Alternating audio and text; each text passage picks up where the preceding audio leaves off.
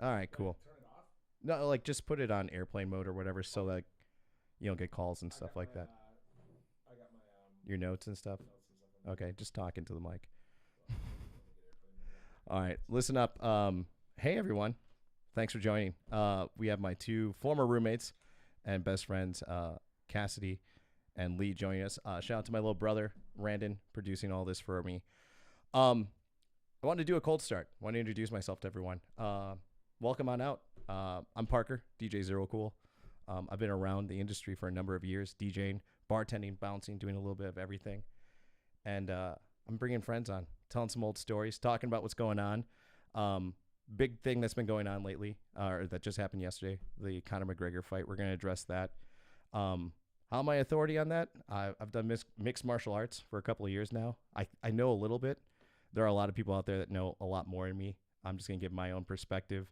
Um, I seriously I suggest anyone seek out other analysts who are professionals, so on and so forth. This is mostly just amateur, of just shooting the shit between me and my friends. So, thank you for joining. This is going to be completely unscripted.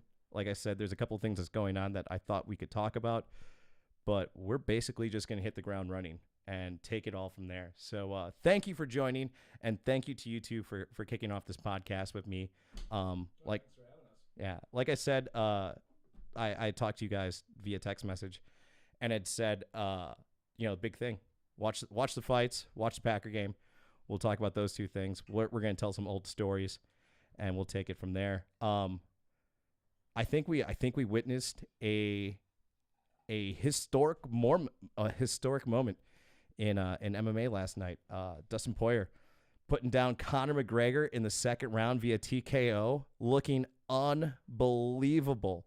If you would have told me going into this fight Poirier was going to put McGregor down in the second round, I wouldn't have believed it. He came out fast. He came out hard. I thought that McGregor found his accuracy and range pretty quickly, but we've seen that before with him. What are your takes on it so far? Lee, go ahead. Um, it was definitely an interesting fight. Awesome fight to watch. I thought the first round was honestly amazing to watch. You had cage work. You had you know exchanging blow for blow in the middle of the ring. Um, I thought first off the bat that Connor looked old. He seems to have aged like 10 years in the last two, and I get it. I mean, you get paid like that. You live in the life you live. Like I get it, but he looked old in there, and it was an interesting Connor that came into that ring, and even Dustin commented on it post fight about he said that it wasn't the aura wasn't there, the Yeah. same Connor wasn't there, and I think it's only natural that the Connor that showed up last night was the one that lost. To your point, it was something I was thinking about last night going into this. We really didn't get to see the type of McGregor that we saw that was, beating Josie Aldo in 13 seconds, picking Eddie Alvarez apart over 2 rounds. This looked like a. I wouldn't say it looked like. I would say the question was: does time off affect what you're doing? And I think the answer is kind of yes, in the I mean, sense that yeah, ring. The term ring rust doesn't exist for no reason. I mean, I'm not gonna lie.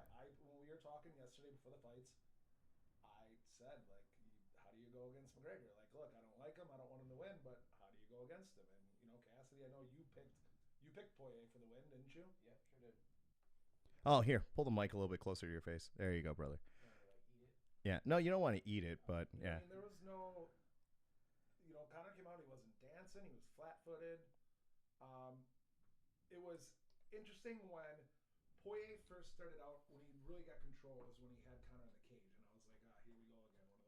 One of those classic, like, oh, I found a weakness. I'm just gonna press a guy in a cage for 5 rounds and win a decision and be done. And then Connor started the recently somehow discovered shoulder strikes, which now everybody's doing. I like it. I think it's a Oh, great move. yeah, it's It was a he did really well with it against Cowboy. He almost did good with it last night. Actually, I mean, he hit Poirier a couple times with it, and it looked like he was going to get control. Yeah, And those then, suck.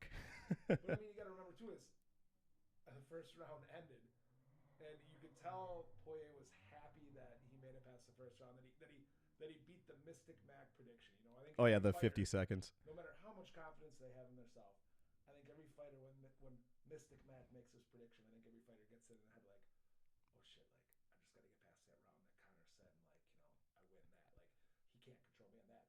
So he gets past the first round, and my brother-in-law, who was watching the fights with, says to me, my brother-in-law goes, well, like, and like my brother-in-law, like he asks me about things about fighting and like and the fighters, and it's like he in a short time already knows more than me, so it's like I just more listen to him than even answers questions. Yeah. And he throws out that he's like, well, he's like around around most circles they say that Dustin Poirier is he's a second round fighter. He doesn't come out in the first round. He needs to wake up. And sure enough, I mean that's exactly what happened. Yeah. It was great. And then the co-main, Chandler just putting Hooker down. I think, you look forward. Number one, the 155 division is just a killer's row. Where McGregor goes from here, I'm not too sure. Do you do Diaz 3? Do you maybe try and make that Ferguson fight between them? I'm not sure. See, so I agree with that. I think that's the only two ways you can go. I think the Ferguson fight looks good because you have two fighters that are in unique places in their career right now. Ferguson's coming off A loss to Oliveira. Two Oh yeah, Gaethje and Oliveira. Which I mean, don't get me wrong, Oliveira has been coming on lately. Dude, he's coming into his own, coming into 155, just looking crisp.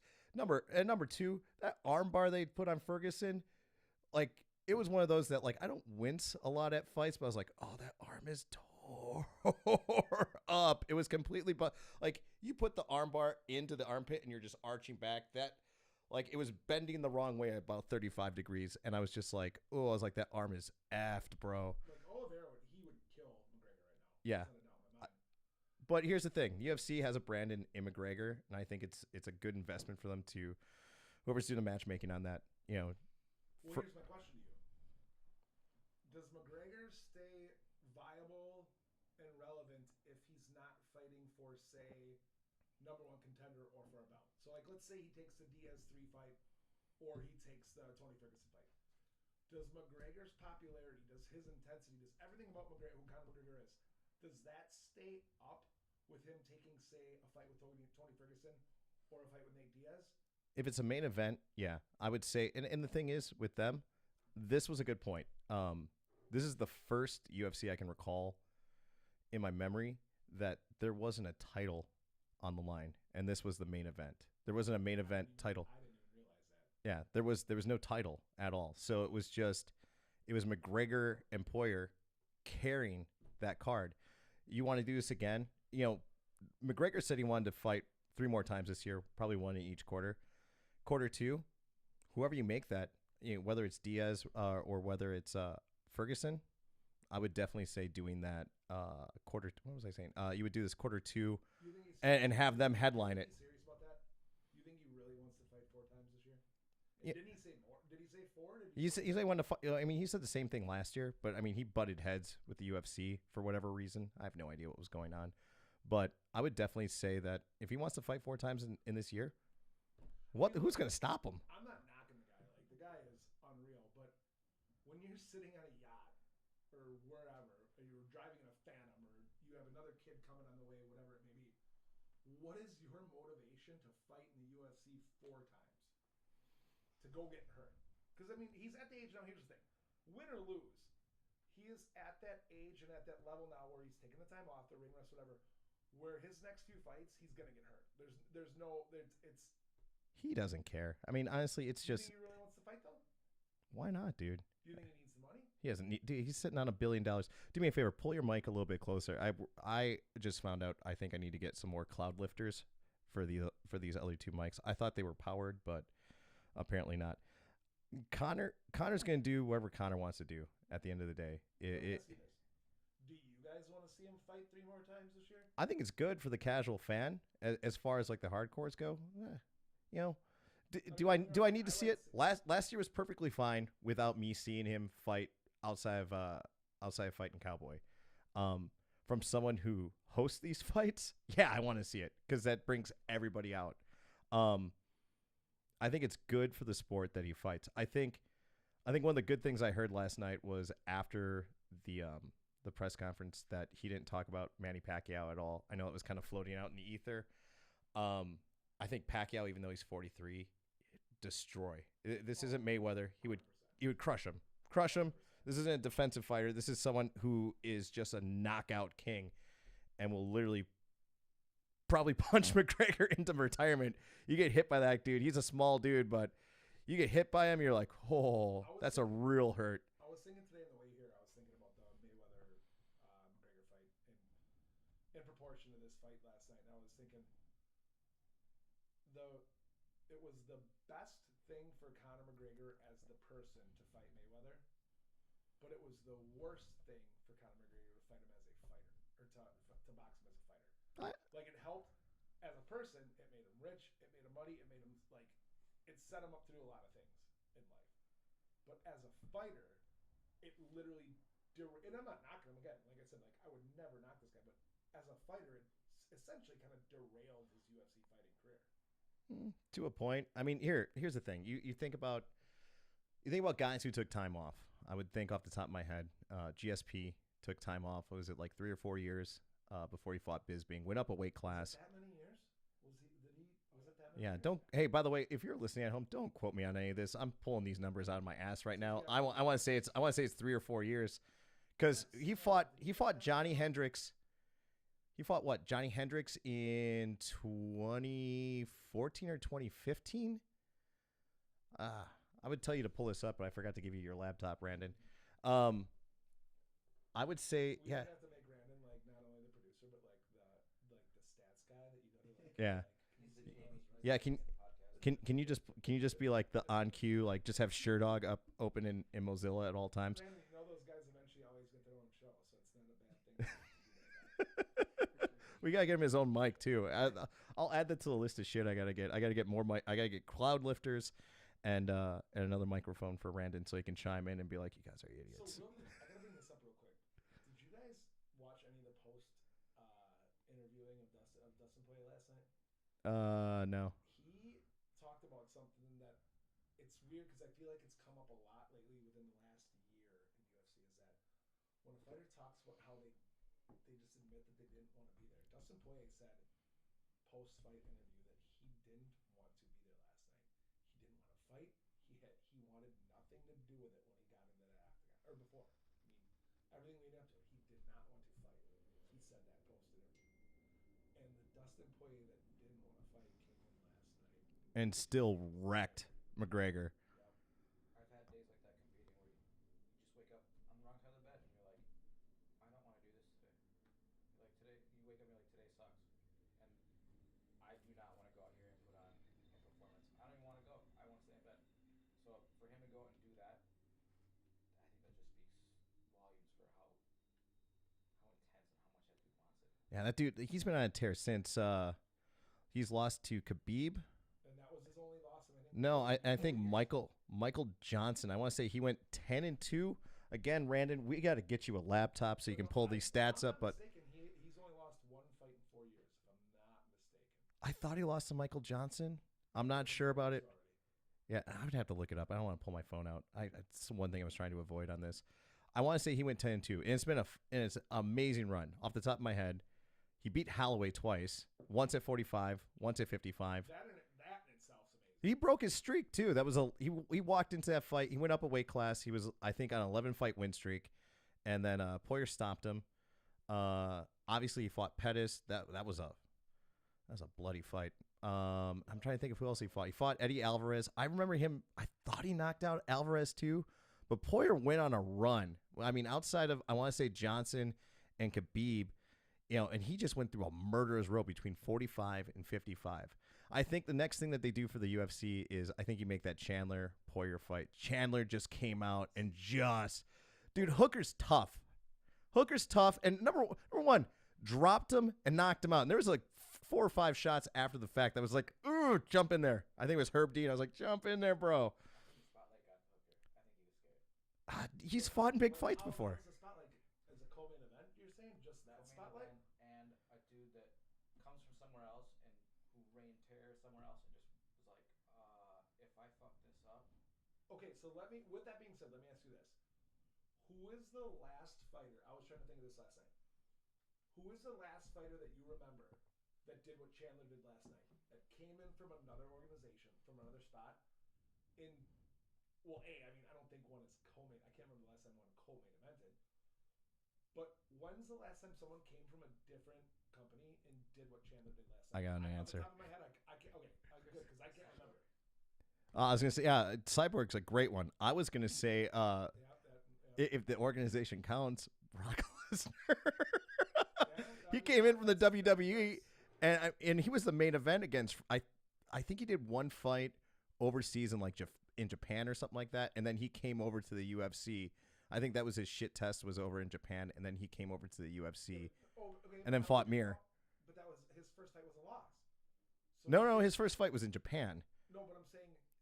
The win. The UFC Yeah. wasn't a win. It was a loss. Yeah, that's right. He got tapped out. Frank Mir tapped him out. Yeah, I mean that's. So now again, let's go back to it again. Didn't he fight Heath Herring in one? Yeah, that was his. I think that was his next fight, or he fought Mir again, and then fought Mir him. twice. And Yeah.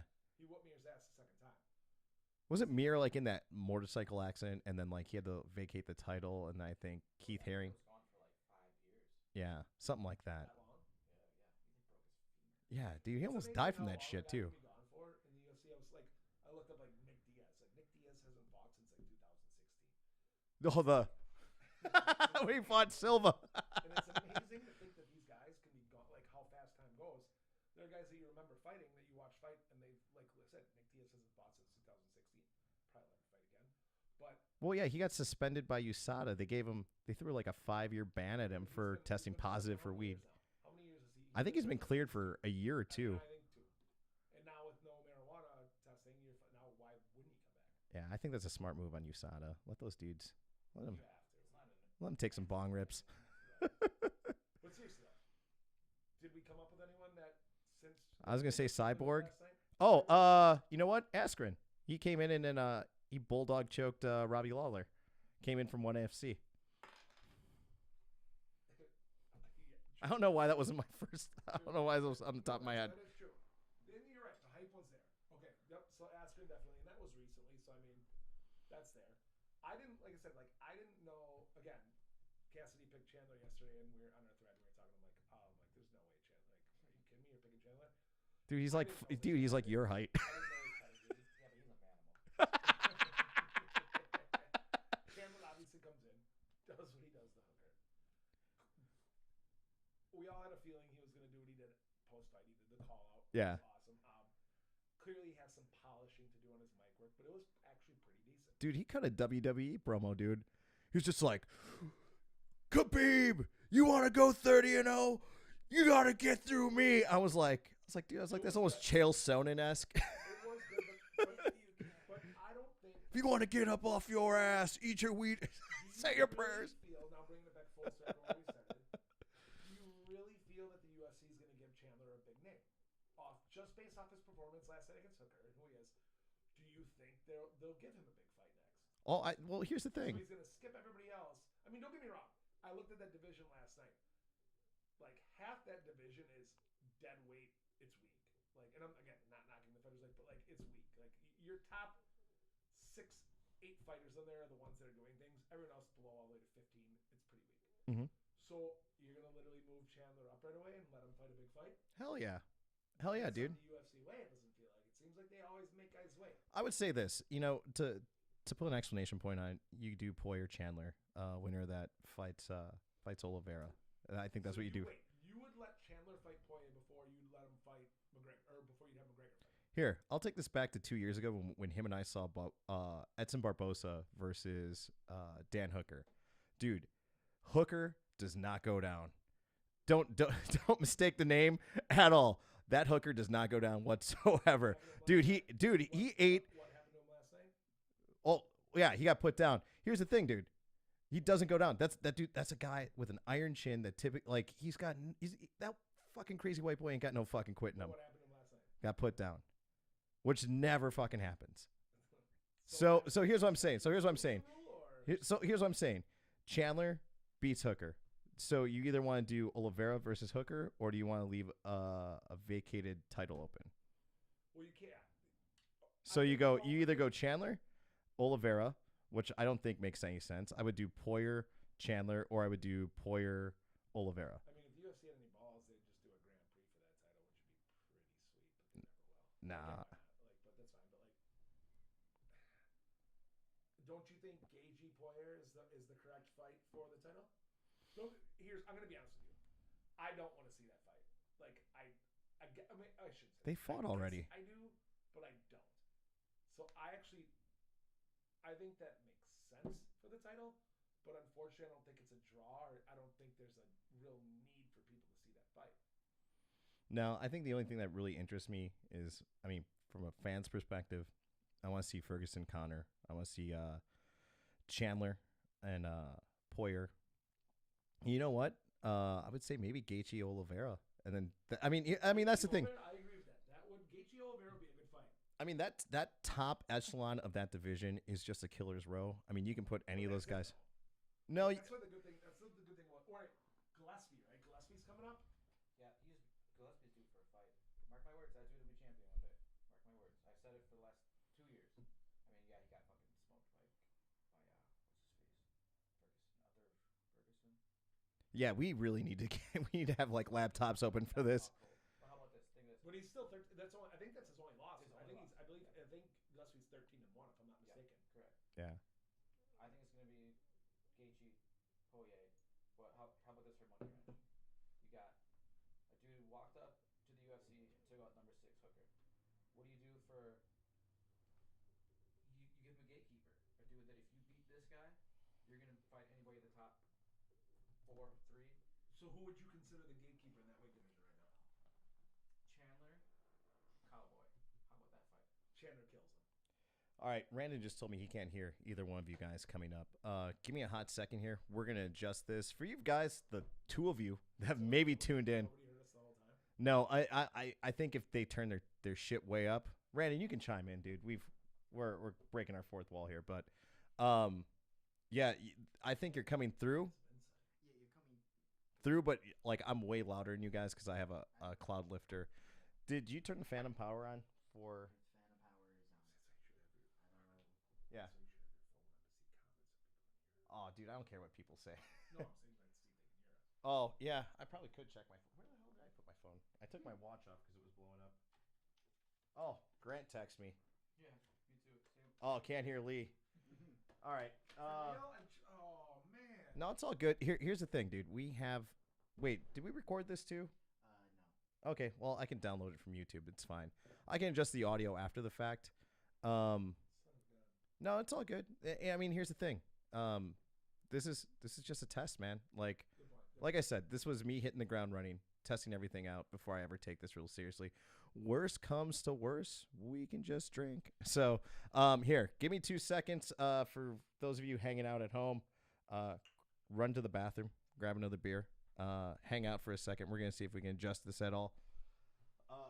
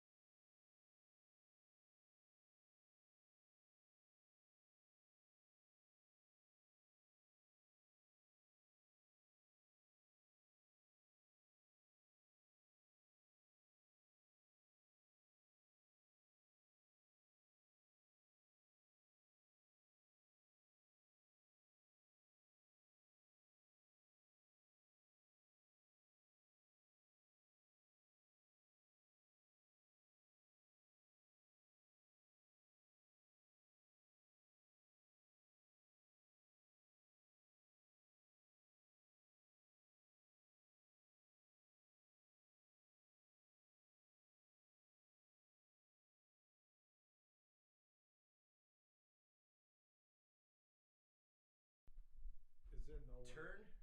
Turn that mic up and let me know what we got as far as audio goes between the three of us. Mhm. We're gonna have to share a mic for the time being, so we're gonna have a little echo in here. It'll work for now. Yeah, Josh is like nobody heard it. Yeah, Should we start over? no, it's all good. Like I said, dude, we're just hitting the ground running. Brandon, how's your audio? Audio Between the three of us? Between the three of you guys.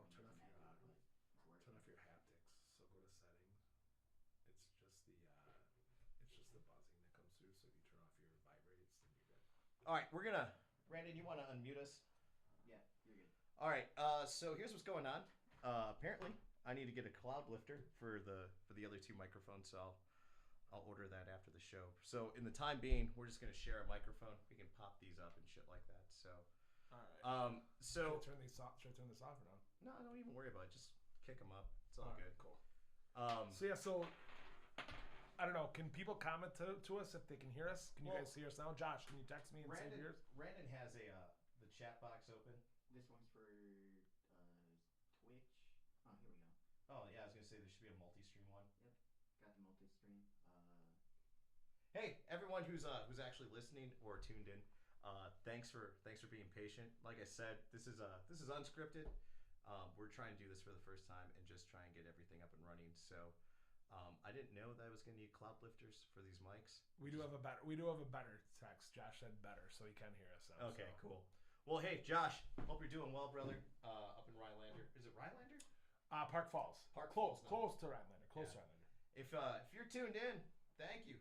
Love you guys. Miss you all. Real quick, let's just to get back now that people can hear us. Just get back to the UFC thing. We were talking about who Conor is going to fight next. That division in general. I just want to point out something interesting that Conor clearly did not think about, as most superior athletes do, is not looking past the fight in front of you. Like, all week he was talking about Khabib. Like, he was just going to run over Poirier, and that clearly didn't happen. No, I think it's a loss that he wants back, and it's He'll never get that back, though. no. Everyone that's in that camp, whether it's DC or Josh Thompson, have all said they're like, dude, Khabib sticks to his word, man. If he says he's done, he's done. He ain't coming back. You can throw that dude doesn't care about money. He doesn't care about anything. He's said it flat out. He accomplished everything that he wanted to do, and it's just time to move on. I am excited to see that guy coach, though. Yeah. Yep. But yeah, other than that, and that's the thing. He beat everyone in the division. If there's nothing that interests him, he's got nothing left to prove, man. He told his mom, he promised his mom he was done fighting after his dad passed away. And that's a dude that's solid to his word, and good for him, man. There aren't a lot of guys out there that say I'm retired and actually stay retired. Like Conor, I think is retired 4 different times now at this point, just because he gets pissed off and gets angry retired. But yeah, I make the division interesting again. Can I bring up one side note real quick? How much worse does Cowboy look after last night's fight? What do you mean? Like, I think it makes Cowboy look even worse with the win last night by Poirier. Well, this is here's the thing. This is an aging Cowboy. That's a fan favorite. This is a dude who's I think at one time fought like 8 times in 1 year. That's true. I would just say it is what it is, man. Sometimes you go out there and you have a great night. If I recall correctly, Cowboy has never done really well in main events. No, he's definitely not a get up for the big fight, Yeah. which was a shame because he was on such a tear before Conor. And then, here's the thing. I'm a huge fan of his. I want to see nothing but success for him, and I thought that was going to be a great matchup. I mean, I spent how much money to fly out there and watch that fight, but it is what it is. The one thing that I did see on social media, I'm going to transition here. The one thing I saw on social media was someone had brought up that someone had taken a photo of they were hosting the fights in a downtown Milwaukee bar, and they had criticized the fact that people were still out, and they're like, this is the reason why we're not open. And the thing is this: everything that I don't quote any of these. Well, I am quoting it, but it works for myself. Is that simply is this: you have the option of not going out. I had a friend of mine who texted me who was supposed to come out, and he was like, "Hey, my girlfriend, she's afraid of being around large groups. Do you think it's gonna be busy?" And I was like, "Dude, I hope it's busy. it's a McGregor fight. It's going to be busy." Yeah. And he was like, "Oh, my girlfriend's scared," and they ended up staying home. And Which is fine. Which, if that's their thing, that's fine. No Perfectly fine. one's gonna It's interesting. I don't think bars and restaurants are spreading it. I've said that from day one. A lot of places are safe. A lot of people wearing masks. I have numerous people, friends in the service industry, that have gotten COVID and have been wearing masks since before the mandate even, and they still got it. You're Yeah. going to get it. And I know that's an unpopular opinion with a lot of people when I say that, and you know what? That's fine. I don't insult your beliefs. I would hope that mine aren't insulted as well. But like I know enough people that have gotten it with masks on from day one. So like Everyone has their own perspective. I mean, I had it back in July, and I mean, to be honest, I've had hangovers that were worse. I was very lucky, I guess, because it's affected people differently. I think the death toll's up around a 500,000, and it sucks. But at the same time, at what point do we start taking our economy seriously? But also, real quick, and this isn't a conspiracy theory. This has been proven through multiple media sources. Is that number still doesn't necessarily mean that the people died from it just because they had it. There was a case proven in Minnesota where a person was ejected through a car through a windshield in a car accident and died on impact, and upon the autopsy being tested, had COVID, was COVID positive, and that death went down as from COVID. This is a true story. This isn't a conspiracy. It's a true story. So if that's true, which it is because it's been proven. Well, hold on. You say proven, but where was the article from? Like, It was research. It was looked into after a few politicians in Minnesota started looking into the deaths from COVID that were reported in their state, and they were finding some discrepancies with what happened at the time of death and what went down on the death certificate. Okay, so I'm gonna play devil's advocate here. Fair enough. Yep. What does anyone have to gain by, for example, Money. It's in a doc. It was at the. I'm not saying now necessarily, but at the time, doctors were. This is on record too. This isn't again. I'm gonna probably say this a lot during this podcast. This isn't a conspiracy.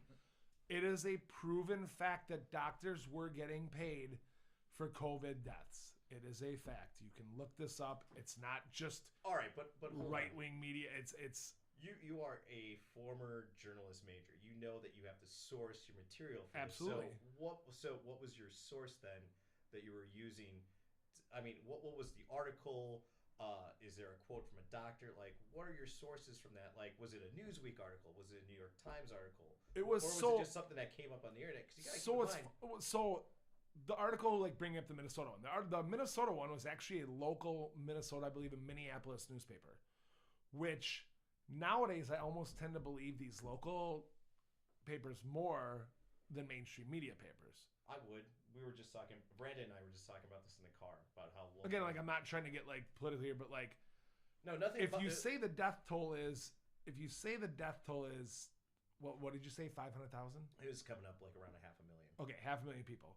And there are proven cases just in this country alone that at the time of death they had COVID, but that's not what caused the death. Like clearly didn't, like going through a car windshield is what caused this man's death. But he tested positive, which you could be in a car and test positive. I get that. He was on his way to the hospital to go get treated. He might have been. Was like, fuck, I got the Rona. But like, put the pedal to the metal and just, poof. Sorry for, yeah. Yeah, I don't know. I'm sure I'm pissing some people off. But I digressed a little bit here. I don't know. I think just the media has done a poor job all the way around with this. Plain and simple. Like, I was talking to somebody the other day, like, oh, like I see these people wearing masks, like they're standing in the woods or a field, or they're all alone, and they take a picture of the mask on, and like, yeah, like I think it's stupid, but like, doesn't it like devalue it more when you see somebody do that, like all by themselves, and they take a picture of the mask? I feel like it devalues it. Well, here's what I'll say, or at least here's my personal perspective on it, and simply this is that I get that there are people on both sides of the fence as far as wearing a mask and not wearing a mask. And the thing is, everyone has the right to their opinion. What I like to do is, if I'm around people that are concerned, I want to put everyone at ease. If it's a matter of me putting a mask up over my face to keep everyone happy, so be it. You're not bothering me. It's not hard for me to breathe. If it makes everyone feel happy and comfortable, so be it. If I have to do it out in public, if I want to come visit you at the bar and someone goes, hey, put your mask on, I have no problem with doing that. Oh, I got to stay seated, so be it. There was a transition, and you guys may or may not have seen this as well. I don't know how it is out in Germantown for you, but I've had this conversation with other people in the past where when the bars first reopened and we first went back to work, there was this, oh my God, thank God you guys are back open. I'm so thankful. Oh my God, you know what, dude? Can I get a beer? Oh, it was what, $3.50? Here's a 20. Just fucking keep it. It's good to see you. How you doing? Your family good? So on and so forth. Like there was this happiness and this joyfulness of going out and I gotta wash my hands. I gotta put a mask on. Okay, cool. And all of a sudden, over the last couple of months, it's, dude, fuck you. I don't want to wear my fucking mask. I gotta sit down. Fuck you. I'll have to do this. And it's the thing. I guess the hard part is that there are people. I shouldn't say people. I feel there's two sets of rules. I feel there's a set of rules for metropolitan areas like downtown Milwaukee, and I feel there's a different set of rules for in the suburbs where Randon and I just were, where we were in a bar full of 150, give or take, 150 people. Bartenders aren't even wearing masks. We're the only people. We have a nurse in our family. We're the only people wearing masks. We're the only people trying to be socially distant. We're staying in our little area. I feel that there's two set of rules. But at the same time, you made the decision to go there. Yeah. And we followed what we're supposed to be doing. We stay seated. We're wearing our mask like the state and city orders. But I feel once you get out of downtown Milwaukee, people seem to give a shit less. So here's my question about that. And this is what I've been thinking of, honestly, since like the whole topic of like suburb versus city came out. I like to use this analogy. There are people out in the suburbs that are more intelligent than me on paper, make a lot more money, they're successful, have things going for them. Mm-hmm. With that being said, they're all wrong for not following the rule. Like, how do I explain this more? I'm trying to find the words. There's intelligent people that wear masks, social distance, or everything like this. And there are intelligent people that don't follow that. So who's right? You can't say, in my opinion, you can't say these intelligent, successful, well-read, knowledgeable people are wrong for not following the rules. Especially when there's such a large contingency of them. Like, look at like the entire country right now. Last reported on left-wing media was 50% or more in most large cities of healthcare workers aren't taking the vaccine. They're refusing. These are healthcare workers. 50% or more. Okay, again, are refusing. I have to ask where, because we have to source the material if you're gonna make quotes like that. So that source was AM 620 was the one that reported. Okay, so AM 620 reports this, and this was Mark Belling. This was Belling's 1130. AM 620. Okay, is way less conservative, more democratic, left wing. Okay, so not left wing, left side. So whose show was this that you're quoting this from? I don't remember the exact show. I think it was just a normal like news report. Okay, so normal news report like AP News. Yes, correct. Yep. Okay. Yeah. Are you able to start pulling some of these up? Because if we're gonna be dropping these numbers, use Google Chrome. No need to pull it up. If I'm lying, I'm dying, and I'm sitting right here. Oh, for fuck's sake! It wouldn't be in that side of the media's interest to report that story if it wasn't true or they weren't going to a credible source. I wouldn't necessarily say that the media is. How do I put this? I would say here's what I do know. I do know that there has been a spike in the amount of money the amount of money that media is making because they've been covering a lot of Donald Trump. Okay, which now they're gonna lose because you have a complete bore in the office. I mean, don't get me wrong. Well, to wherever your perspective is, it's one of those that. These guys are profiting off of advertisement and viewership, so on and so forth. They're not. So what are they going to do now? They're not profiting. They're not profiting on putting out false news. the biggest thing that I've seen as far as false news goes is there's this great doc. Shout out to my friend DJ that turned me on to this doc on HBO, Agents of Chaos, and it talks about how there was this group in St. Petersburg called the IRA, Internet Research Agency, who were literally taking articles of news, changing the headlines a little bit, changing certain words in it, and sending it out. And they would put it out on like troll accounts. Like for example, it'd be like someone on Twitter who's like, "Oh, white right wing conservative, so on and so forth, Susie Brookfield, whatever." And I have 10,000 followers, and she would put out this news article, and a bunch of people would retweet it, and that's like there. It was an internet troll group that has put out all this fake media. So when there's quotes of fake media, that's the fake media that most people are referring to. It's not literally someone who has to have credentialed sources like the New York Times, Right. Newsweek, so on and so forth. You really have to take a look at what you're reading and what you're digesting. Oh, I agree. Like, as far as media goes. For example, I'll get some of my Democratic friends back to be friends with me again on this. I was enraged by this week. There was a shared story and pictures that came out of Kamala Harris swearing in on top of a purse. The headline was, Kamala Harris, doesn't put hand on Bible, puts hand on purse upon swearing in, right? Please pull that up. So no. This, you don't have to pull this up. Just follow me where I'm going with this. I'm actually saying where this is wrong on the other side. So there's this picture, and it's Kamala Harris with her hand on top of a Bible, but on top of the Bible is this like black zip. It looks like a clutch, like a purse, right? Well, they show the other angle of the pictures, and it's just another Bible. It's in this case, it turned out it was I can't remember the civil rights leader. It was a civil rights leader. It was their Bible that they carried around when they were marching, stuff like that. So Kamala Harris actually swore in on two Bibles. Mm-hmm. And I'm not a Kamala Harris fan, but I'm telling you right now, I'm sticking up for her in the fact that it's wrong. Like the headline was wrong. The headline was wrong. The story was wrong. Again, you're trying to incite people to get mad at another group of people. Both sides right now, I guess what I'm getting is both sides are using bullshit media tactics to get each other mad at each other. Well, that goes back to what I was saying, is that this internet research agency are the literal people that were putting out false narratives to either incite this side or that side. They used a great example of what was going on in Ukraine in 2012 and 2013 about how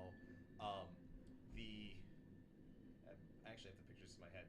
The east side of the Ukraine is like closer to the EU, and that part of the Ukraine wanted to become part of the EU so that they didn't have to deal with visas and shit like that. And they thought that this would be financially beneficial to the people. And the other side was kind of had Russian ties, and that was like the Russian side of the Ukraine.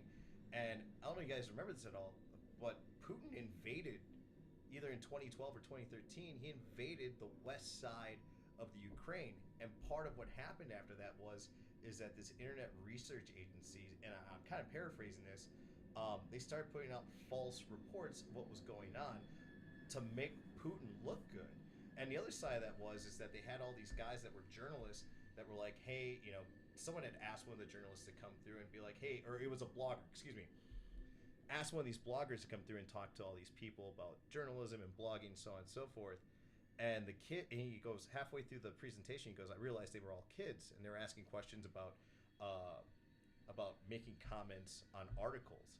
And he goes, you're not going to do anything making comments. And then all of a sudden he starts figuring out what's going on. He goes, these kids are literally taking articles that are out in the news, commenting on them, and inciting people and getting them pissed off. And he goes, and that's where all this trollism is coming from. So when you talk about, whether it's Kamala Harris swearing in on a clutch, or a guy who was in a car accident and test positive for COVID, so that's considered a COVID death, you have to take a look at your sources and the media that you're ingesting to be able to understand what it is that you're taking in. Are you taking in a literal false media, or are you ingesting something that's an actual article, like that's actually been credited and sourced? and it's one of those things. Yeah, it sucks that you have to take a look and take a read of or double check what you're reading. Of hey, is this a reliable source? Because a lot of the stuff that these guys set up was made to look real. There was a website that was up that said I think it was it wasn't Black Lives Matters, but it was like something. It was the name was switched around a bit, and it said it was based out of like Ohio or something like that. But again, it was based out of St. Petersburg, so it was false narratives being sent over. Um, See, you know what would be a good transition right now with this? So, getting on like, I know obviously you've used psychedelics before. I have as well. Got to bring that in just a little bit. Hi, Mom. Hi, Dad.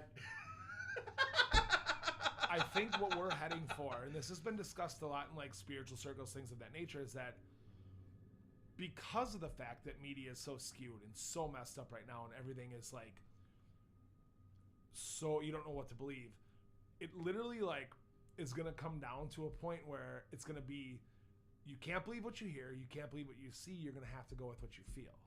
Yeah. I mean, we're there right now. Especially like, you know, like even looking to like, I don't know, you guys obviously know what deep fakes are, right? Those videos where like you can literally make it look like anyone is doing anything. Oh, one of the biggest concerns I've had about doing this podcast was the fact that my voice is going to be out on the internet.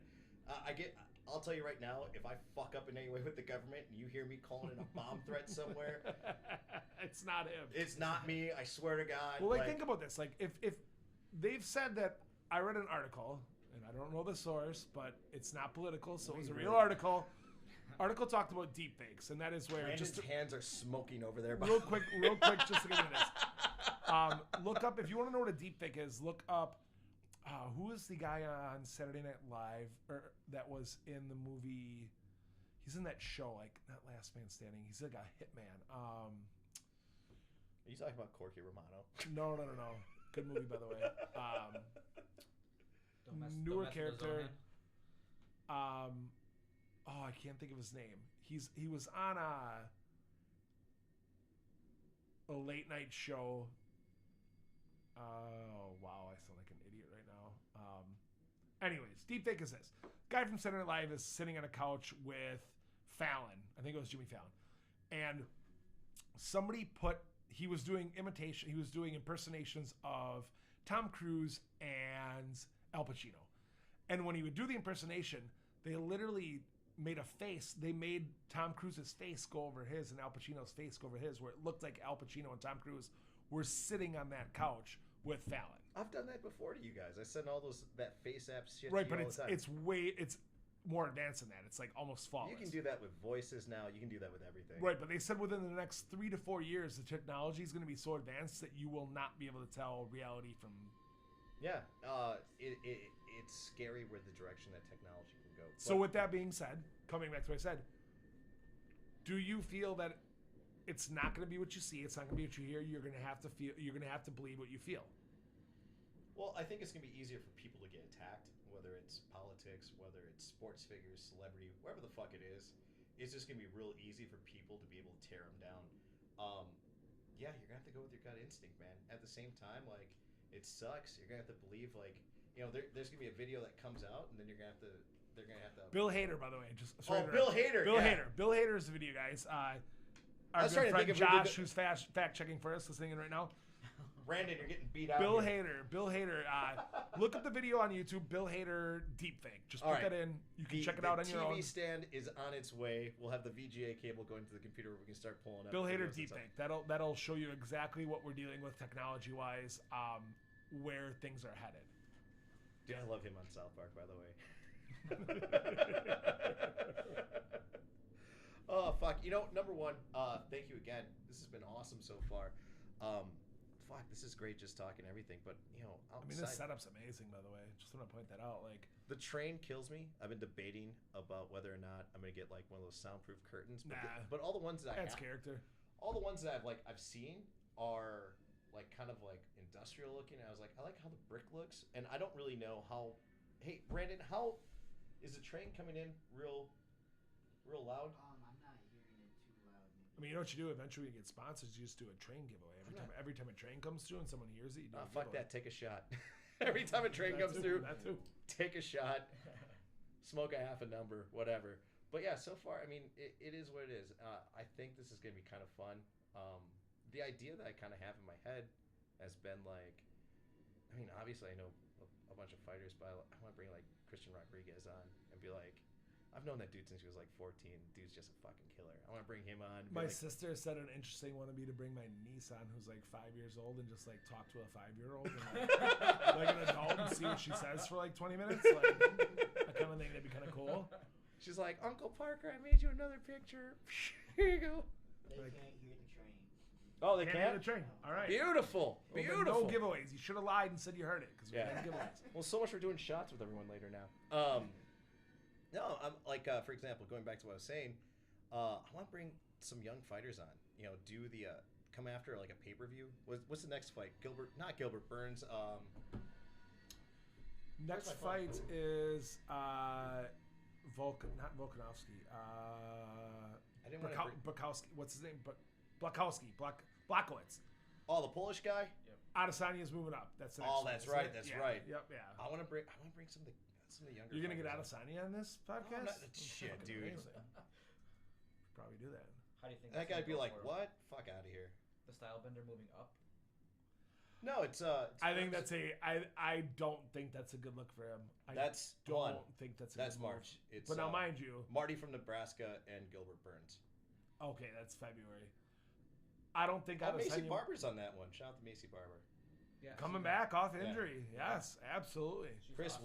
Weidman, Uriah Hall, that'll be a good fight. Kevin Gastelum, ooh, fine. We saw Ian Henchnitz, or how am I saying this last name? Ian Henchnitz, for a guy who talks for his living. Who did I just see? Kazmat. Is that his name? Kazmat? The guy that's been tearing up his division. What's the Or his weight class? He's The Russian Abe Lincoln, that dude. nope. That's not Kazmat. That's I can't think of his name. He's ranked like 15th, and he wants bigger fights, but they won't give to him. I can't think of what division he's in. What weight class? Welterweight. You guys talk. I'll look it up All real right. quick. I was excited to see Macy Barber's coming back. She was badass. Hell yeah. I agree. What was her injury again? Was that knee? Blew her That knee was out, yeah. She blew her knee out when she was fighting. I can't remember her name right now. She was on the Ultimate Fighter when they introduced the 115 division. Unbelievable jiu-jitsu practitioner. Yeah. Huge heart too after that with the injury, still fighting too. So. Yeah, she was limping going into the third round on that one.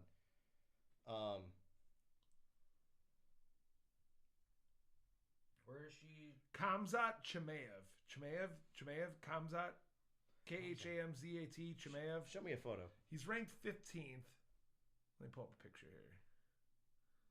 He's a beast. He's kind of like the bald Abraham Lincoln. Oh yeah, yeah. Oh, I know that guy. Yeah. 9-0. So he's in middleweight division. 15th. Lawler. Bilal Muhammad and Chimaev would be a good fight. Oh hell yeah! Shout out to Bilal. Shout out to Bilal. Yeah, I haven't seen him in a while. absolutely. I think he's been down in Chicago. Michael Chiesa is ranked 8th. Chimaev Chiesa's kind of one of those gatekeeper guys in that division, actually. Chiesa. Yeah. Tyron Woodley, 6th. Not sure when we'll see him again. Hopefully we do. Roxanne Modif. I can't remember how to say her last name. Modifiri. I'm fucking destroying this poor girl's last name. She's kind of the nerdy looking girl with the glasses, but she's a fucking killer in jiu-jitsu. Yeah, that was a tough one to watch. That was actually the Cowboy McGregor fight. I got to see her fight. Ode Osborne was on that card too. It was Yep. great to see him as well. I think he's got another shot coming up, doesn't he? He's moving. I talked to his wrestling coach, Ben Tomes, and he said he was moving down to 125. Okay. Said he felt that was a better weight for him. Does he have he has a fight coming up, doesn't he? I think next month. Yeah. Actually, you know what? Maybe I'll hit him up. Be like, hey, come on, talk some shit, talk He'd be a about the good guy fights. for that. Yeah, he came out explosive in that fight. I think he came out like the first 10 seconds, flying knee, tons of energy, and then he got caught in a guillotine. I think he went for a shot, got caught, and it sucked. I was sitting next to him on the flight back, And I was like, "You all right, dude?" He's like, "Yeah, it just wasn't my night." He's a positive guy, though. Yeah, he he's does good. a lot for the community, a lot for the city. He's a good, He's a good dude. He's a positive teacher dude. too, Yep, full time. good Great positive dude. Yeah. guy. Yeah, tons of great fights coming up, and that's the thing, dude. Is that there's this entire rest of this year is just completely stacked. You were talking about Stylebender moving up a weight class. I think that one's in March. I think that's the one that has like 3 title fights on it, if I'm not mistaken. Well, they got to make up for not having a title fight on the last one, apparently. Did not realize. That still blows my mind right now that there was not a title fight on this last pay-per-view. Yeah, And let me ask you this. Like, with that being said, I would... Okay, so I'm going to give from prelims to main card. I will give last night's card, to be honest, I'm going to give it a C+. And I know that's probably a little bit lower than most people will. I'm going to give it a C+. I honestly, I watched it front to back, beginning to end. I only really thought the last 2 fights were good. And I'm not a casual fan. Like, I don't need a ton of action, but like, I'm going to give last night's card a C+. That's my grading on it. I thought it was entertaining. I thought it was great. Great hype. What would you give it? I'd give it a B, man. Oh no, give me the other one. A B, straight B. Oh yeah, here. Give me that one. You give it a straight B. Give it a straight B, man. And here's Ain't the far other thing. off from a C+. Time out. Here's the other thing I'll say is that as I've hosted a ton of these fights over at Brothers. Shout out to Brothers on Water Street. No, by the way, side note, I don't have any fucking sponsors, so if you guys want to help me recoup some of my fucking losses and Glock 43. recoup Except some of my no losses. substitute. Recoup some of my This train losses. timeout is brought to you by Sig Sauer. Hey, Sign up now. when you're in the mood, folks, and not just any red wine will do. 19 crimes. We gotta put that Pabst Snoop poster Dogg back approved. You should really look for sponsors, though. You know what? I think it'll come. I'm back and forth about the idea, to be honest. Well, I mean, you got to start small. Like, they sponsor a 12-pack. Okay, there you go. Just get their name out there. No, what I'm saying is this, is that my issue is, I think of corporate radio and the control that your advertisers have on what you say and what you do. I don't want someone going, dude, you told a story about this, that, and the other. Like, what the fuck's wrong with you? We're pulling our sponsorship. What I'd rather see, in all honesty, is like a Patreon account. In all honesty, if this actually fucking takes off, you will see this on OnlyFans.com. Why does this remind me of Wayne's World right now? Kind of does. Yeah. Kind of does. Well, I mean, we're not in a basement. We're in a building somewhere in downtown Milwaukee. Please don't say where I fucking live. We're in a building somewhere in downtown Milwaukee, and yeah, we're not coming from Wayne or Garth's basement. I forgot which one it was, but It was Wayne's parents' basement. Wayne's parents' basement in Aurora, Illinois. Can we talk real quick? Like, I recently rewatched those movies. They're fucking fantastic. Can we talk about Wayne's World for a second? Yeah, yeah. Can we just digress? So, like, 1 and 2, typically, the whole, like, sequels are always, like, garbage. Like, Wayne's World 1 and 2 are fantastic. Second one holds up. It holds up. I mean, let me know if I'm wrong. The second one holds up. Like, what a great... They should have made a third. I mean, I don't think they could. Maybe they will someday. They just did a podcast the other day. Dana Carvey and Mike Myers. Who knows? I mean, Those movies hold. Like, they're still like, doing Chronicle of Riddick right now, so I imagine anything's fucking possible. What was the other one that just came out not too long ago? Bill and Ted 3. I didn't see that I yet. didn't see it yet either. I watched it when it came out, and I was tired as shit, and I just kind of. I will say passed this out though towards about the end. Saturday Night Live movies. Let me tell you, one of the Saturday Night Live guys that his movies don't hold, Rob Schneider. Oh, Who? Rob watch Schneider's that. just hilarious in general. But The like problem his is, Deuce movies, Bigelow. though, like the Hot Chick. When's the last time you guys watched the Hot Chick? I mean, what the fuck was it? If you've never seen the Hot Chick, or you have, rewatch it. Ooh, this is not. Wasn't that and don't Rachel get me wrong. McAdams' first movie? Yeah, she is in that. Yeah, yep, she is. What about Deuce Bigelow? Was it Italian Gigolo? The second Male one? Gigolo is Male the first one. He knows the second one, of course. Oh, dude. I mean, don't get me wrong though. Like, I can't say shit. Like, if you go back and watch Adam Sandler movies, they're trash now too for the most part. Like, How dare you? I will fight you for fucking Billy Madison. I will Happy Gilmore the shit out of you. Listen, I got 16-ounce gloves in the other room. Listen, start placing your bets now. I'm gonna put my money on Cassidy. I'm putting my money on Cassidy as well. So yeah, don't put it on me. We'll give him at a minus Bob 500. Barker beat the shit out of you. Come on, like that movie. I think I will wear Boston Bruins Adam jersey while I do Sandler's it. I think Adam Sandler's movies now are better than his old ones. Dude, by the way, did you finally watch Hidden Gems? I did. It's fantastic. Oh God, dude. Well, okay. It's good. It's not fantastic. It's good. Dude, how many people do you know that are like that guy? They're just chasing it. They're Yeah, just good like, point. and I like immediately when I watched it, I was like, dude, we know 5 guys. I'll that say are, like he reminds me of people that have made it that still act like that. Like, dude, yeah, just it is degenerate. it is a fantastic movie actually. What was it? He took 15 grand and put him on the fucking Celtics. Like, Kevin Garnett, yeah. like literally, those are guys that we fucking know. They're just like, I'm gonna put 60 grand on the Celtics. So you guys want to hear a story about taking money that you don't have and put it on something? All right, let's hear it, brother. So Story time, everybody. So real quick, one time, another manager and I we were managing this bar, and we were gambling at Pato all the time. This is like almost 20 years ago. That was probably like 15, 16 years ago.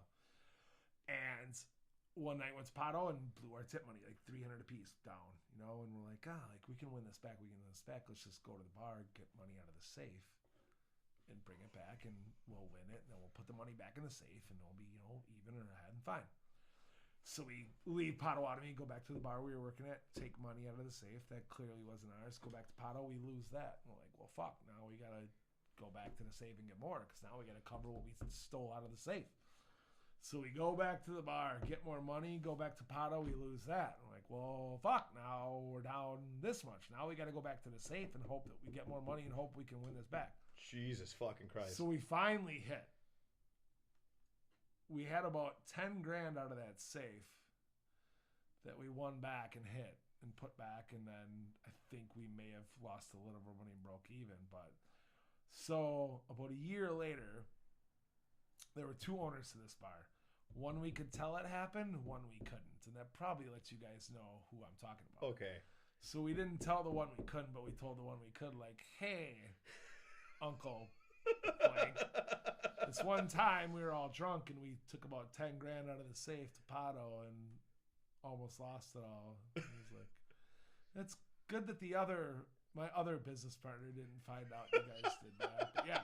So some total uncut gem shit, taking money that's not yours, big money that you can't replace, and betting it. And how the fuck is this the coming first through. time I'm hearing about this Oh now? yeah, Same. Yep. I was there. No, Not, this not is before. for that, but this- like during that time frame. I was Yeah, like, same, oh, No, this was before you guys. Oh, really? Okay. This is a good. Honestly, this is a good probably 3 years before you guys. Okay. This I know was exactly this where you was were their place that made that place. Yeah. Oh, yeah. Gotcha. So if that. That's real fucking obvious Yeah, I to mean, people that- that know us. Oh, fucking hell. I've never done anything that crazy. I think the craziest that we ever got was, or the craziest for myself was, I knew there was a point that, like, I think I went through a breakup with, I don't even want to use a real name. Don't. We'll use, Give me a hint so I know what you're talking about. if it looks like a duck, quacks like a duck, it's a fucking duck.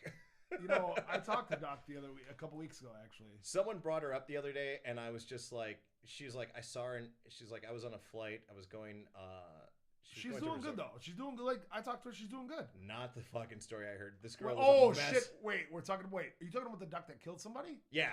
Oh, yeah, Jesus okay. Christ. So I'm sorry. My poor brother has to produce this fucking show. I'm sorry. So Yeah, I one of my thought- exes killed a dude.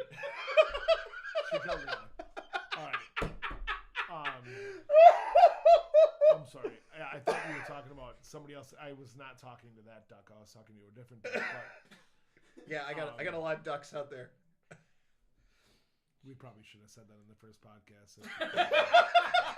She did. Like, all right, folks. Like, not like this girl actually that we're talking about actually killed the guy. Like, well, okay, she didn't kill him, but she may well have.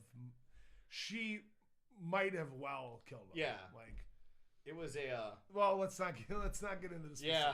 But Please don't Google this. she could have prevented it, but she didn't. Yeah. So She also has karma looks like it has caught up with her in a recent picture I saw. All right. Oh yeah, that was the stop there. yeah. Let's stop there. Let's stop there. Yeah, I don't want to draw any attention to or anyone unwanted attention to them where they actually contact me. So yeah, we'll leave it at that. But yeah, someone had go ahead. But someone had brought her up recently and just transition to a different topic. Switch it up. Yeah. Cassidy, how's everything going out in Germantown, brother? It's good, man. Everything is on the up and up. Everybody's out and about, trying to get back to normal life. Are you guys doing masks? Like, what's the deal out there? Some places do masks. Okay. You go to the grocery store, they have you wear a mask, but they don't really say much if you don't. Our sheriff said he's not enforcing it. He said it's personal belief, personal business. If you want to wear a mask, wear a mask. If you don't want to wear a mask, he's not gonna come harass you about it. And where I work, my owner said that we're not the police, so yeah, it's not your job to cram that. It's you know what they don't want to. It's a pain in the ass. I've been working with a venue, and we have to follow all the rules. It's downtown. I mean, here's the thing. As bars in general, so I had this conversation with my friend Greg the other night, and I had said, something to the point that, bars and restaurants, we're all rule followers. If it's one of those things you're putting in a new venue, and they go, hey, you have to put the sink in, and you have to run all this piping, so on and so forth, and it's gonna cost you like $500-700. You're like, fuck, I don't want to do it, but I have to. There isn't a way around it. It's not like you put a fake sink in and be like, oh look, whatever. We're all rule followers, so we're all trying to follow the rules as best as possible. But it's hard to explain to people that, like, look, it's 20 stacks. If you get sniped by the health department, please sit down. Please put your fucking mask on. Hopefully this shit's over soon. And honestly, I'm praying it's over soon, because personally speaking, I hate having to go up to people and be like, dude, you're walking around, please put your mask up. Dude, please sit down. Like, it sucks. And I get it. And it's hard. I guess the even harder part is, especially being downtown, is the fact that I have so many friends that are in the DJ community that it's part of the main reason why I go out. And when I have nights off now, when I go out now, I want to go see my friends play, but no one's playing. Like, I want to go see Quaddy. I want to go see E-Rich. Yeah. I want to go see my boys. I want to go see YB. I haven't seen YB. I've seen him once